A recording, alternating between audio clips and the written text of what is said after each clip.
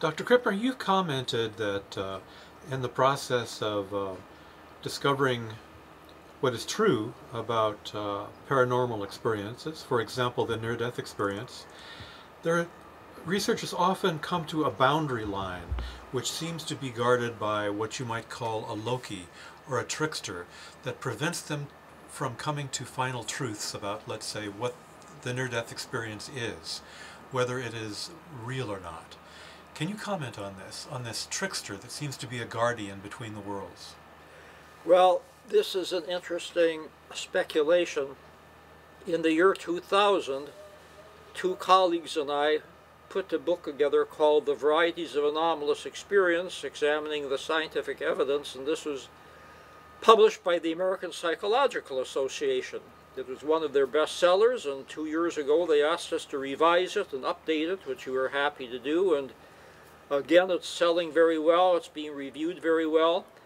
And when you come to some of the anomalous experiences that we talk about in these books, it's very hard to get closure.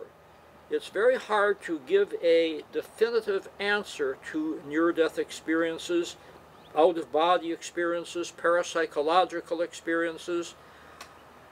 And just as we think we have the answer, something comes up which tosses up the apple cart and the apples fall out because they can't be explained by what seems to be a sensible theory. Or when we think we've got a repeatable experiment, somebody does the experiment and gets no results whatsoever or gets opposite results. And this is a problem that we have in anomalous experiences, especially parapsychological experiences, where the repetition is very, very difficult, even though I have to say it's better than most people realize. And George Hansen is a colleague of mine who wrote a wonderful book called The Trickster and the Paranormal.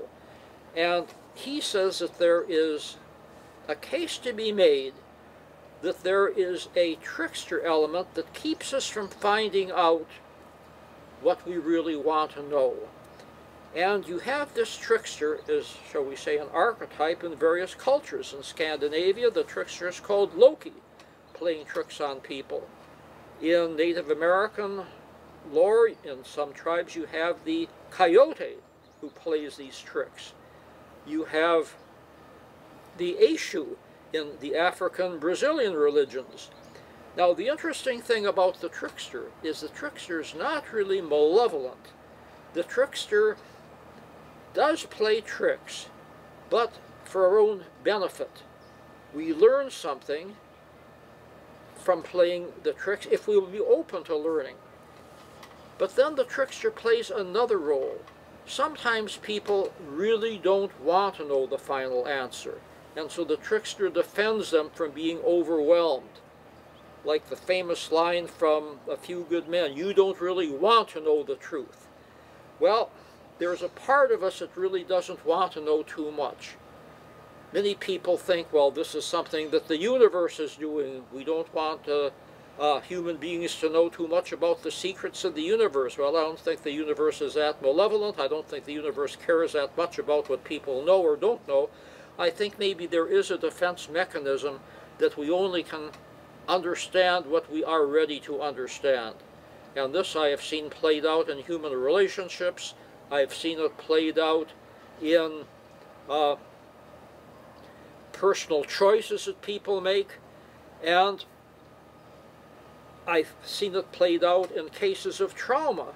People tend to get overwhelmed with too much information, and certainly in this information age, we're getting so much information, not about anomalous experiences, about everyday experiences. So a case can be made that there are internal or perhaps even external barriers that keep us from making those breakthroughs, keep us from getting the final definitive word on what happens in an out-of-body experience. Does part of our psyche separate, or is this illusory? In near-death experiences, do we actually approach the after-death, or is this illusory? In parapsychological experiences, are we actually seeing into the future, or is this an illusion of our own making? And it's hard to get these final answers because just when we think we are putting all the pieces of the puzzle together, some strange piece comes in that won't fit in. So this is sort of a dilemma. It's a puzzling dilemma, but we run into it time and time again. I know that many near-death experiencers have great trouble readjusting to life after their near-death experience.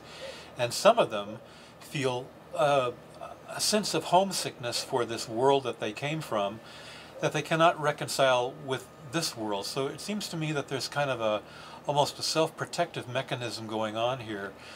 Maybe we're not supposed to know certain things. I think that in near-death experiences, this is all too common a response. Many times people get to what they consider the other side and they don't want to come back. They're so happy there. And yet their loved ones, your relatives, they don't know, you have to go back. You have people depending upon you. Yeah, so they come back, but they're a little bit discontent.